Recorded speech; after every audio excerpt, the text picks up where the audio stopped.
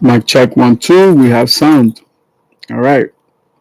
So I wanted to have a quick reflection.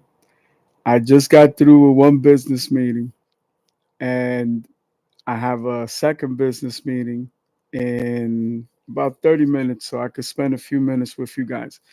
And I just kind of wanted to break this down, right?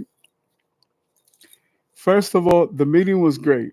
You know, we didn't discuss securing funding because this particular investment firm is completely different.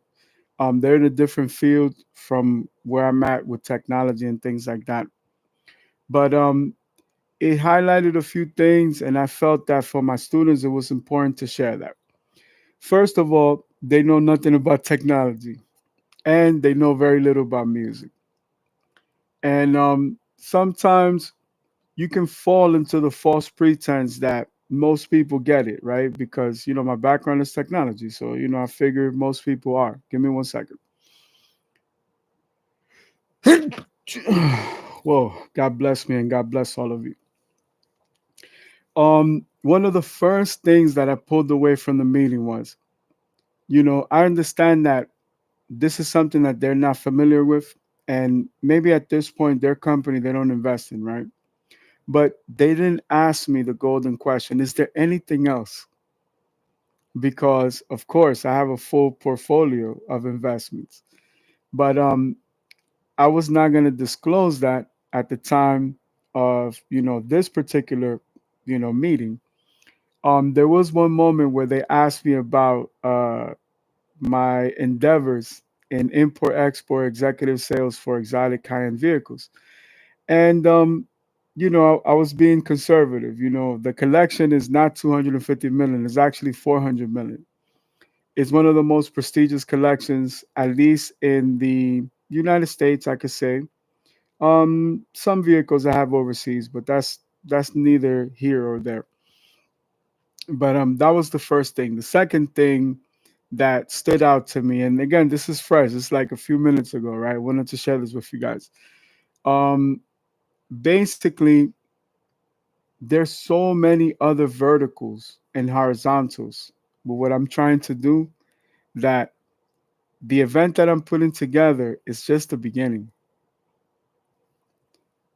What are those verticals and horizontals? I'm sure there's a small chance, 1 in a trillion, they'll probably get to see this. And I told them, if in the future we get to do business, you keep the door open, because at the end of the day, I made some new friends, right? Well, you have publishing, royalties, copyrights, sync deals, licensing deals, merchandising deals.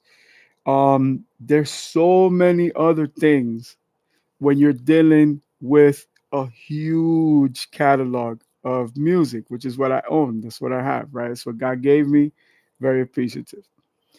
Now, to take it a step further, you know that it's the AI revolution, blockchain, this cryptocurrency, that all this technology, right?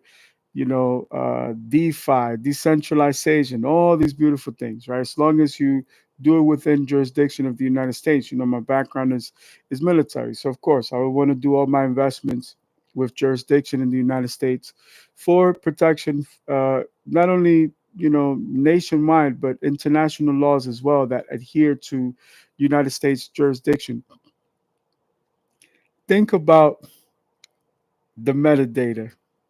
Think about large learning language models. Do you see the value? Let's just take a pause for a quick minute. Do you understand that every other vertical and horizontal, when it deals with technology, has to deal with a large learning language model, of which I happen to have over 8,000 units of information in music? $1 trillion opportunity. Just because this collective is unaware of the technology. They don't understand. What seemed complex was actually at the most basic level. And it goes to show you that there are valuable lessons to be learned.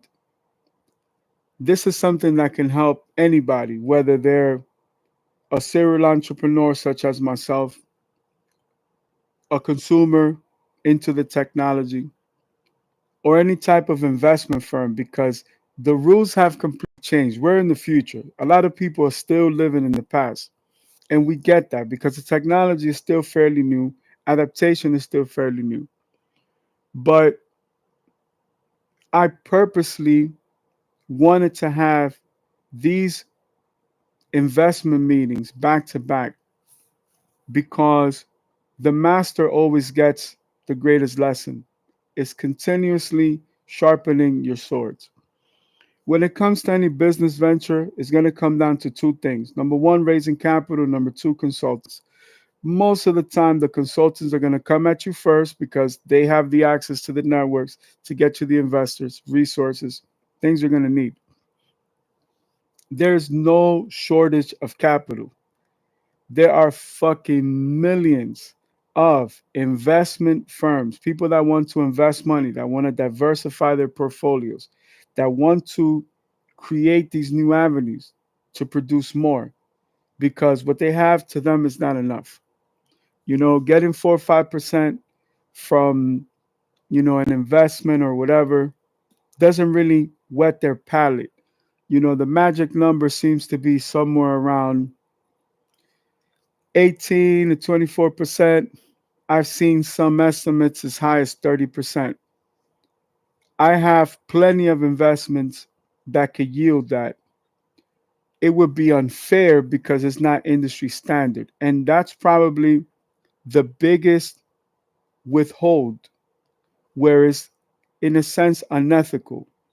For example, in some investment firms where everything is based on equity, a lot of people see the value in these alternative realities, right? These things that you're trying to do, you're creating them for the first time. You are the modern day Jeff Bezos, Elon Musk, and the list goes on, right? Because of that, they feel that they're in a position of privilege and power. So what do they try to do? They don't want a percentage that beats the market, which is 4 to 6%. They want 10%, 15%, 20% royalties, perpetuities, all these different metrics to forever take a component because they're your seed capital, because you're pre revenue or whatever. My advice for entrepreneurs is be very, very careful because obviously in this technology, right? I've been involved with this technology since the beginning of digital assets. This is not new to me. This is not something that may be common consensus to the average consumer, but I understand the long term value and the long term gain. So I can be choosy and selective, and I can vet out every investment firm because all of them would benefit directly or indirectly, even if that's not their day to day. You have to understand every person in this field should theoretically grant themselves the opportunity to be able to expand. What if you could be that CEO or that account manager or executive or the assistant or whatever role you play in this company to say, you know what? We need a Corvette that can compete with a SF90 and a Lamborghini Revuelto, to name a few. The new Corvette ZR1 can compete with the McLaren W1 or W2. I don't know what it's called. I have to double check. It can compete with the Ferrari. Uh, I think it's called the F80. Why? Because it's the fastest car under $1 million. Highest top speed, 233 miles per hour. Fastest production car ever made by an American manufacturer. The Corvette is the greatest car made by America, hands down. Mustang comes in at a very close second. The MSRP on ZR1 is below 200 grand. We know retail, me being in this business, is going to go for $500,000 all day. There's no way people are taking less than $500,000 for that car. Sad but true. The whole marketing strategy with the carbon fiber package, the ZTK, the you don't have the carbon fiber wing, now they solved it.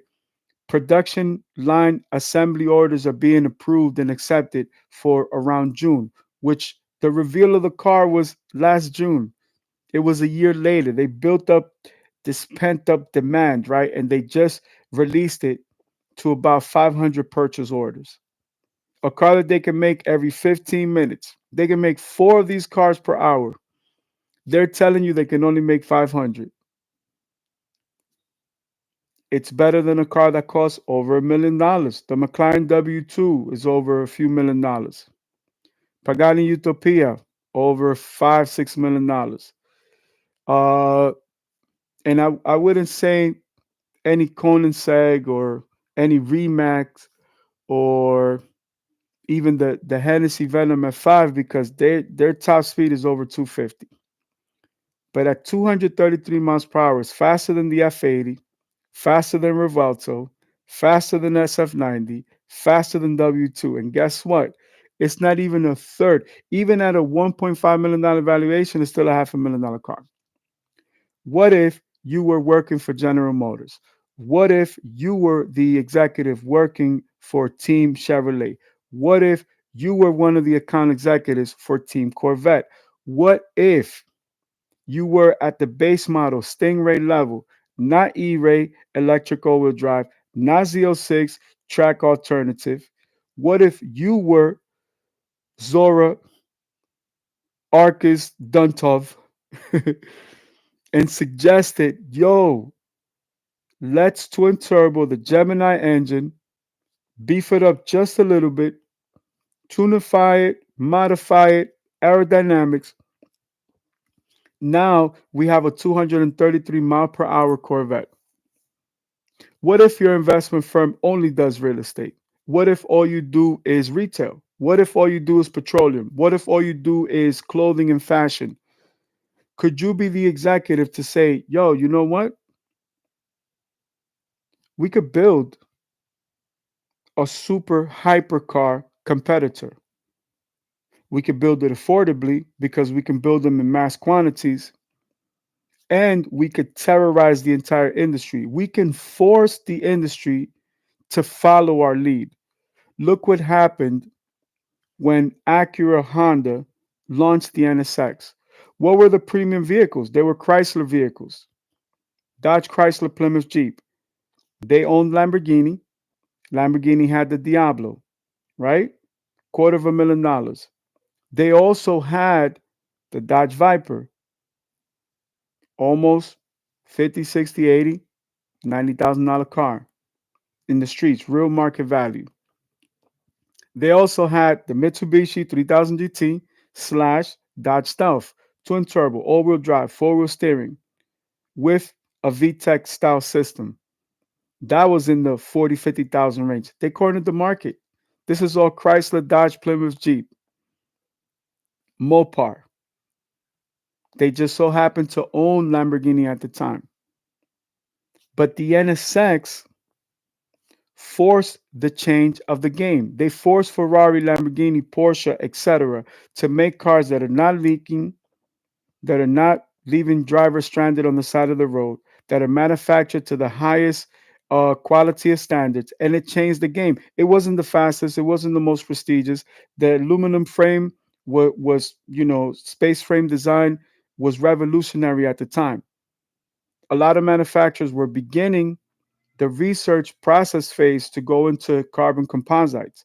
Me being military background, Air Force, Space Force, of course, I know all about, composites. That's what I specialize in, right? Another investment that they didn't even ask, what else do you have? But that's okay. It's important because I want every account executive. It doesn't matter if you're working for BlackRock or Blackstone, as I do myself. It doesn't matter if you're an independent contractor, as I am myself. It wasn't about me starting at the bottom with BlackRock and Blackstone. It was about me building my own company with everything that I learned, thinking outside of the box, making sure that every investment that I involved myself with was going to be a home run by thinking outside the box. I couldn't just follow the herd mentality of what everybody thought about business and technology and life. And you'd be surprised how those three things right now are all one and the same. But what I want to share with you future entrepreneurs is the fact that you can be that difference maker. One person can make the difference. It doesn't mean that you have to invest in my investment, but just take this as a learning experience so that you can think outside the box. So the next time you're going through a pitch deck and the next time you're going through one of these situations, don't forget to ask, is there anything else that you might be interested in or investing in or exploring? Why is that important? Because you don't know what you're leaving on the table. I believe, or I have reason to believe, and I could be wrong. Nothing wrong with being wrong because we're learning, right? We're all learning from each other. We're all people. Like I said, at the end of the day, I made some great friends, right? You don't know what you're leaving on the table. How we spoken about verticals and horizontals, then everything gets interesting. Then you need to put your evaluation on a hold. Why? Verticals, large language learning models. Can you quantify that value? Very difficult, but you can see the light bulbs go off. Wait a minute. This could be used for you name it, just like an NFT. Anything you could put your imagination into is an NFT. Anything dealing with that technology, you're freezing a moment in time. Your state of mind is unique. Nobody has your uh, thumbprint of your mind, of your psyche, of your soul, of your spirit, right? An NFT allows you to share that with the world. So the same is true with everything that we're discussing. What are you leaving on the table? Yeah, you're in a construction company. Construction company. All you do is construction, construction. Well, you ever thought about real estate? Construction can be commercial, it could be industrial, it could be for business, or a combination of the two. Can you be the person to impose that? Just bring it up at the company meeting. You know what? Why don't we just take a percentage of our portfolio and actually develop real estate for our company? We know we're the best. We build all these real estate complexes for other companies and other investors, etc., even other designers. Can we do so for our own? Are we able to compete in the market? Let's say we build 12 projects in the market. What makes you think we can make two successful projects in that market, in that industry, in that trade ourselves? What would be the benefits of that? Diversification of our own portfolio from within. This is why I'm a published book author of 45 books and I'm still writing. I have books that are not going to be released probably till the end of the year, beginning of next year. Because the books that I release are so dense. They give you so much. I was just watching a video from the Rich Dad Poor Dad channel, Robert Kiyosaki.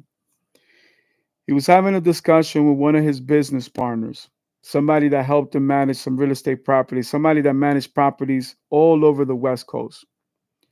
And as they were introducing their new books, they were telling people, you got to read the older books.